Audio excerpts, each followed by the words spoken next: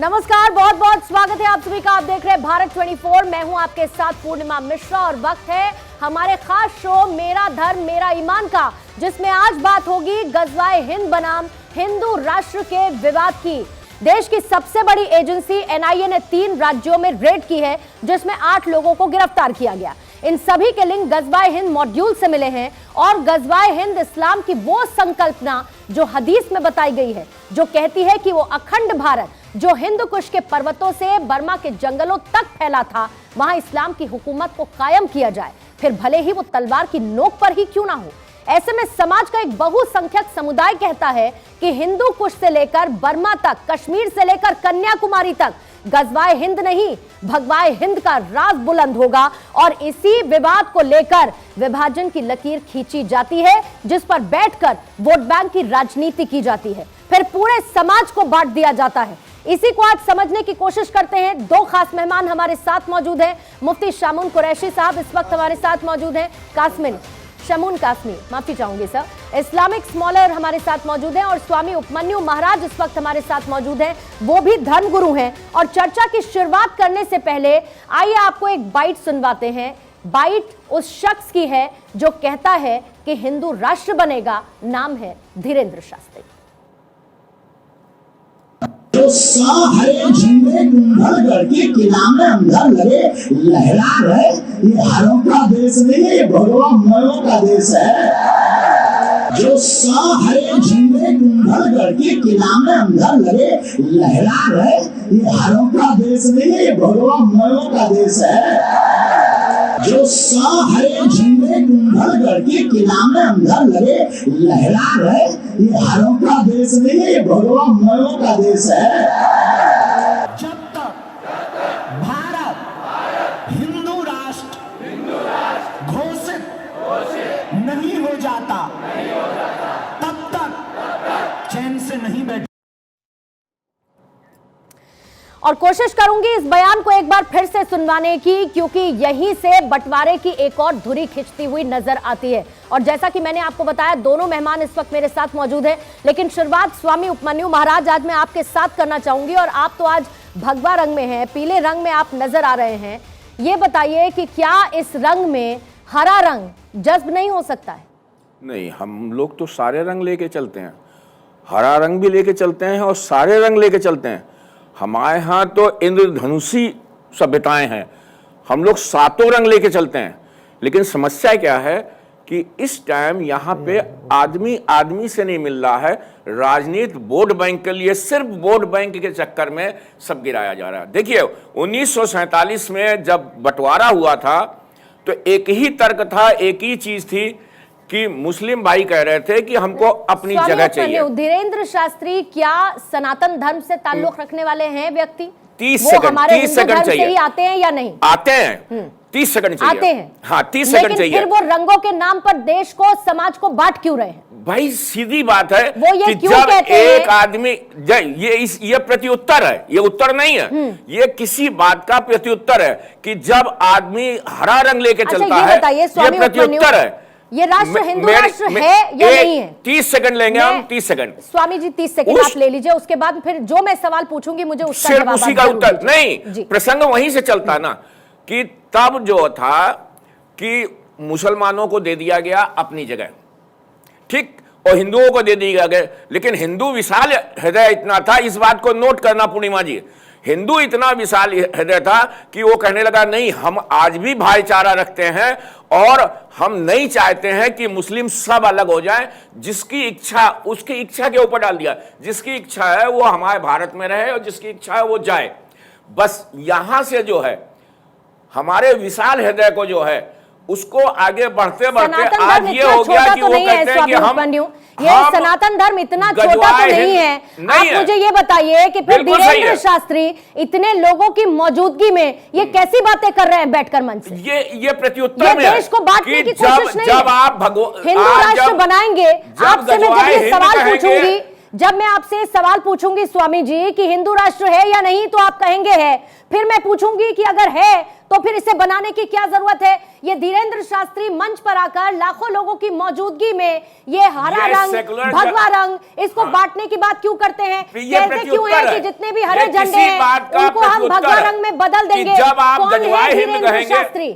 स्वामी जी, कौन है धीरेन्द्र शास्त्री जो देश को रंगों के नाम पर बांटते हैं? आप कहते हैं हम सभी रंगों को साथ लेकर चलते हैं। ऊपर धीरेन्द्र शास्त्री को तो जितना मीडिया ने चढ़ा दिया ऊपर। स्वामी जी, आप कहते हैं कि हम सब रंगों को साथ में लेकर चलते हैं। बिल्कुल, हम मैं लेकर चलते पूछती हूँ कि क्या धीरेन्द्र शास्त्री सनातन धर्म के हैं? हैं। तो फिर क्यों वो देश को बांटने की और हरा रंग और भगवा रंग, ये दो रंगों का वो जिक्र करते हैं? वो ये क्यों कहते हैं कि हरे रंग के झंडे को भगवा रंग में हमको बदल देना है? वो ये क्यों कहते हैं? ये बता तो रहे ना, ये प्रत्युत्तर है। जब आदमी कोई कहेगा गजवाए हिंद तो उसके उत्तर में कुछ ना कुछ तो बोलेगा। तो उन्होंने कहा कि ठीक है, तुम गजवाए हिंद कह रहे हो तो हम भगवा करे दे रहे हैं। पहले इस्लाम धर्म आया या हिंदू धर्म आया, ये बताइए अब आप मुझे। एक सेकंड, तो प्रति उत्तर नहीं हुआ ना? ये तो बहुत टाइम पहले तो हिंदू जब किस चीज का, किस चीज का ये जो काफी टाइम से जो गजवाए हिंद चल रहा है, इसके उत्तर में ये हो गया कि नहीं, अब तो भगवा होगा ही होगा।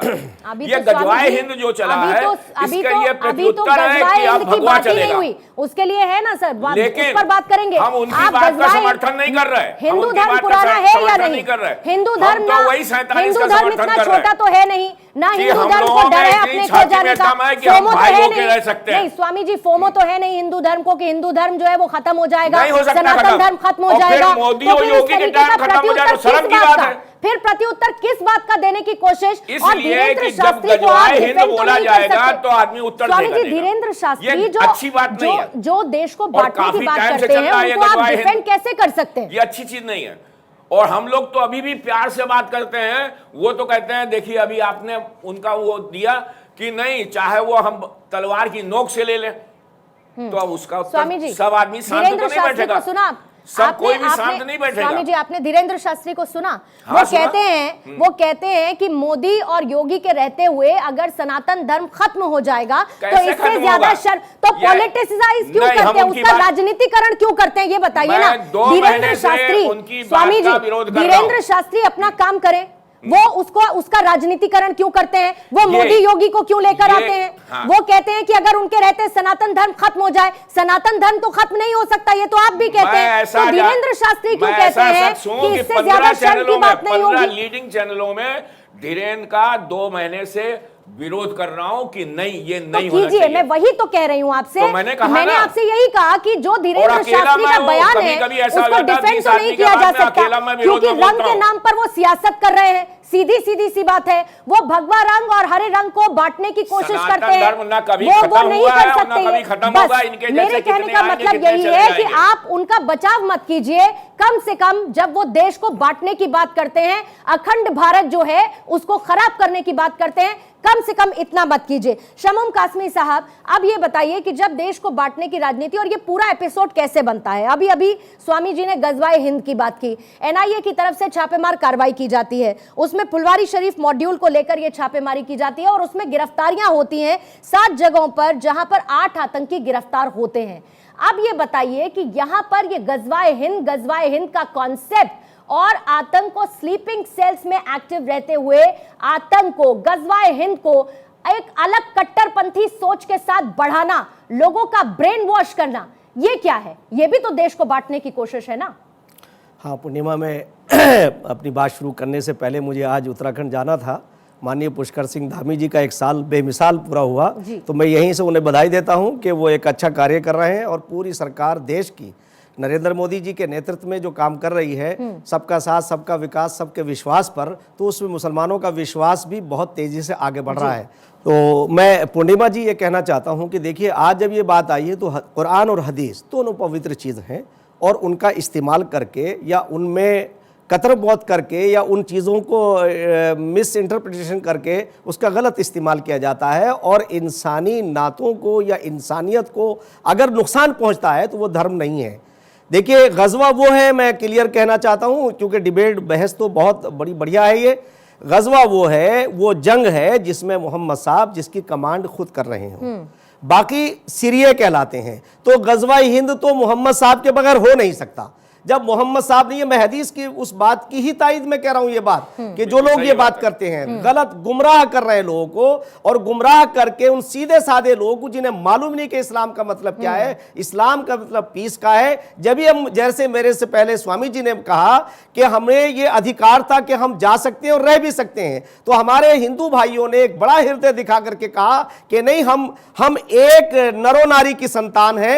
जैसे उस वक्त हमारे मुसलमानों के बड़े लीडर्स ने कहा कि कौमें वतन से बनती है, मजहब से नहीं, धर्म से कौमें नहीं बनती, सही बात है। बल्कि मजहब से नहीं बनती, वतन से बनती है। तो कासमी आज मातृभूमि को अगर कोई नुकसान पहुंचाता है तो मैं दावे के साथ ये बात कर रहा हूं, वो गुमराह कर रहे हैं, उनका कोई ताल्लुक इस्लाम से नहीं है। और पूर्णिमा, सबसे ज्यादा पूर्णिमा में एक बात कहना चाहता हूं, जरा पूर्णिमा एक बात ये कहना चाहता हूं, देखिए किस तरह से लोगों को बहकाया जाता है और कैसे हम उन्हें सीधे कर सकते हैं। लेकिन वही तो मैं आपको एक मिसाल देना चाहता हूं बस। देखिए मुसलमानों को समय समय पर दिक्कत सुनिए क्या है, हमने कासमी साहब 47 देखा, हमने 71 देखा, उसके बाद हमने दंगे देखे, अब हम देखते हैं कि हरे और भगवे के नाम पर देश को, यही तो नहीं चाहिए, यही तो नहीं चाहिए कि देश को एक बार फिर से बांटने की कोशिश करे, फिर चाहे वो कोई जुनैद हो या फिर कोई धीरेन्द्र शास्त्री हो, यही तो बताने की कोशिश हो रही है। लेकिन मैं वही कहने जा रहा हूं, बस मुझे 5 सेकंड दे दीजिए, मुझे 10 सेकंड दे दीजिए, मैं वही बात पूरी करने जा रहा हूं। देखिए, चाहे कोई भी आदमी हो, वो देश से बड़ा नहीं हो सकता, और देश की राष्ट्रीय एकता व अखंडता ये हमारे लिए सर्वोपरि है। और मैं इसमें एक बात कहना चाहूंगा कि क्यों मुसलमानों के पास एजुकेशन कम है, कुछ लोग उन्हें गुमराह करते, कुछ लोग नहीं प्लानिंग के साथ गुमराह कर रहे हैं, तो उसमें मैं एक बात कहना चाहूंगा, मैं छोटा सा आदमी हूं और मैंने छोटे से अपने लेवल से काम किया। हमने जब मुसलमानों में ये बात आई कि भाई पोलियो की दवाई के बारे में, वो राष्ट्रीय कार्यक्रम था कि इसके पीने से बच्चे वो बच्चे नहीं पैदा हो पाएंगे, यानी वो नामर्द हो जाएंगे, तो उस पर हमने काम किया। नंबर सेकंड, सेक्स सिलेक्शन पे हमने काम किया। जब बच्चियों को अल्ट्रासाउंड के जरिए से मरवा देते थे तो हमारा यूएन के कैलेंडर में हमारा मैसेज छपा और उन्होंने सराहा। हमने कहा बेटी बेटों से कम नहीं है, आप बेटियों का वही आदर करो जो आप अपने बेटे का करते हो। आज साहब शानदार पहल है, मैं थर्ड पॉइंट पे करूं, बस एक सेकंड। थर्ड में यह है कि जनसंख्या के ऊपर भी हमने काम किया। हमने कहा जनसंख्या भी कंट्रोल होनी चाहिए, इस्लाम उसका विरोधी नहीं है। आज देश के प्रधानमंत्री ने जब कहा कि बेटी बचाओ और बेटी पढ़ाओ, तो हमारा वो मिशन पूरा हुआ। हम आज सरकार से भी ये चाहते हैं कि ऐसे लोगों को, लेकिन वही जब भागवत ये कहते हैं कि हिंदू और मुसलमान का डीएनए एक है, तो उस डीएनए को भगवा और हरे रंग में बांटने की कोशिश अब भी हो रही है, और उन्हीं कट्टरपंथों से निजात पाने की बहुत सख्त जरूरत है, ताकि ये देश बटे ना, ये देश अखंड बना रहे। मेरे पास समय की कमी थी, इसीलिए कासमी साहब माफी चाहूंगी। स्वामी जी, आपका भी बहुत बहुत शुक्रिया कार्यक्रम में शामिल होने के लिए।